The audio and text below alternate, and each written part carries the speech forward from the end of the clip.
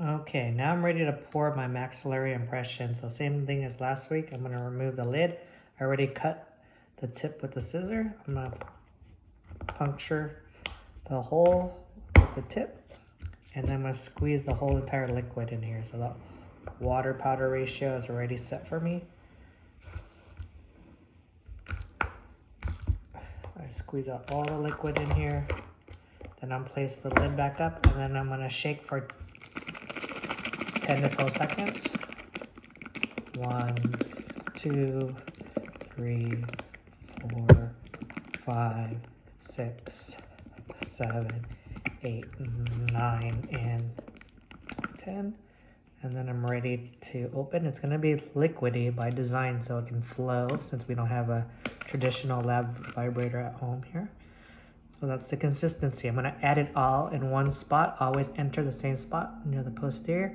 I'm gonna use my hand as a lab vibrator and get it to flow across the arch. Last time I got bubbles on the anterior region, so I'm gonna spend more time shaking in the anterior. You see how much I'm tipping toward that anterior? Because I don't wanna get that bubble in that spot there. I did pretty good with the posterior teeth, but people are getting bubbles because they're not tipping and shaking more vigorously around that anterior region. So I'm gonna add more stone at the same exact spot. There's plenty of working time with the stone because it's so watery, probably by design. So I floated across the U-shaped arch here.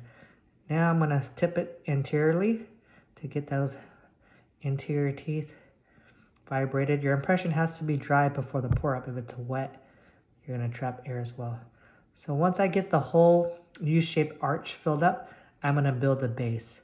Last week, some people had really small bases, so when they removed the stone, it broke. So I'm gonna build the base here.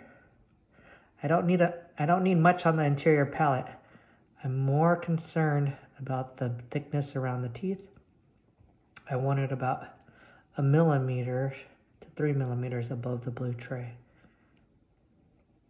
So now I'm gonna do the lab vibrating. A little bit here. So then I have adequate base.